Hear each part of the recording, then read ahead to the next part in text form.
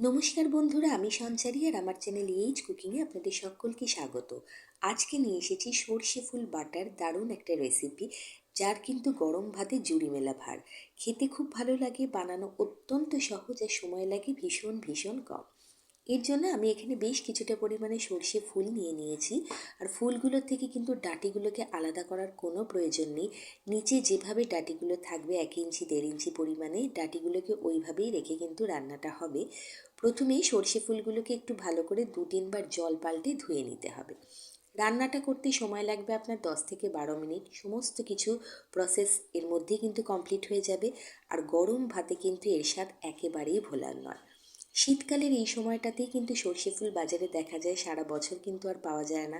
সেই জন্য এটাকে একবার হলে অবশ্যই বানাবেন, খেতে খুব ভালো লাগবে এবং প্রতি বছর কিন্তু এটা বানানোর অপেক্ষায় থাকবেন। সর্ষে ফুলগুলোকে ভালো মতো ধুয়ে আগে প্রথমে রেডি করে নিয়েছি। এবারে গ্যাসের উপরে একটা প্যান বসিয়ে দিয়ে প্যানটাকে হালকা একটু প্রথমে গরম করে নিয়েছি। আর হালকা গরম হয়ে যেতেই ধুয়ে রাখা সর্ষের ফুলগুলোকে প্যানের মধ্যে দিয়ে দেব। দিয়ে গ্যাসের ফ্লেমটাকে লো টু মিডিয়ামে রেখে 2-3 মিনিট মতো এই সর্ষে ফুলটাকে একটু ভালো করে নাড়াচাড়া করে নেব। এরকম করলে কি হবে, ফুলের থেকে হালকা ময়েশ্চার রিলিজ হবে এবং তাতেই কিন্তু ফুলগুলো একটু নরম হয়ে নেতিয়ে যাবে। কারণ আমরা সর্ষে ফুলের বাটা করব, সেই জন্য এটাকে বাটতে হবে। আর বাটার জন্য কিন্তু একেবারে সর্ষে ফুল দিলে বাটাটা ভালো মসৃণ হবে না। সেই জন্য একটুখানি প্রথমে নাড়াচাড়া করে নিতে হবে। 2-3 মিনিট লো টু মিডিয়াম ফ্লেমে আমি প্রথমে নাড়াচাড়া করে নিচ্ছি।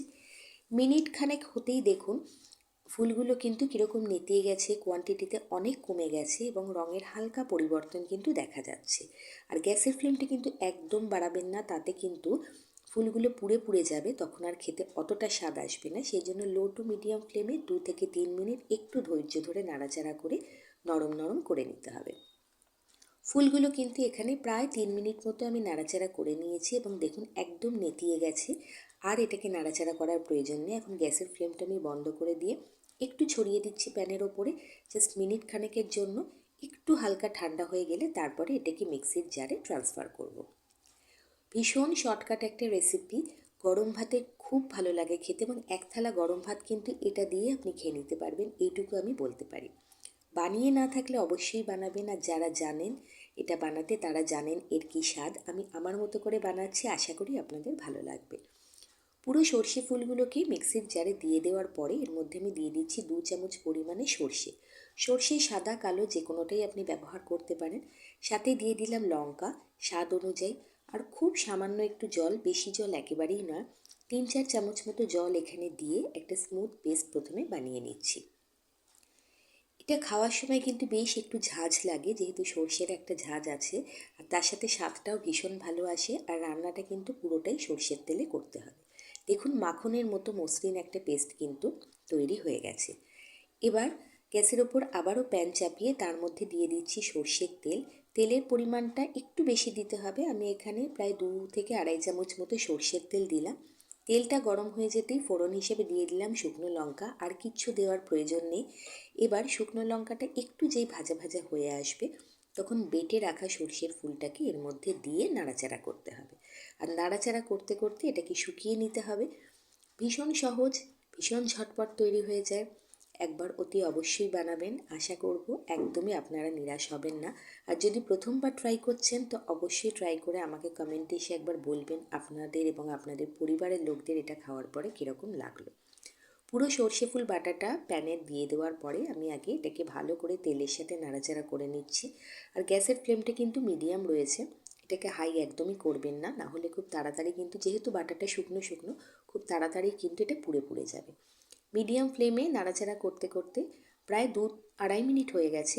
এবার দেখুন এটার থেকে ময়েশ্চার অনেকটা চলে গেছে এবং অনেকটা শুকনো শুকনো হয়ে গেছে। যখন প্যান পুরোপুরি ছেড়ে দেবে এবং এটাকে স্প্যাচুলা দিয়ে খুব সহজে আপনি ফোল্ড করতে পারবেন, তখন বুঝবেন যে বাটাটা কিন্তু পুরোপুরি রেডি। এখনও পর্যন্ত বাটাটার মধ্যে কিন্তু নুন মিষ্টি কিছু দেওয়া হয়নি।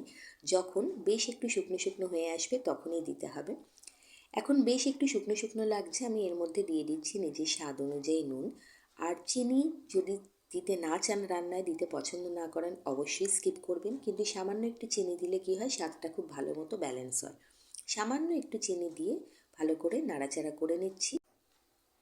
4 থেকে 5 মিনিটের মধ্যে কিন্তু এটা একদম শুকনো হয়ে যাবে। এখন এটা পুরোপুরি রেডি পরিবেশন করার জন্য। পরিবেশন করার সময় ওপর থেকে আরেকটু কাঁচা সরষের তেল দিয়ে দেবেন, তাতে স্বাদটা আরও ভালো আসবে।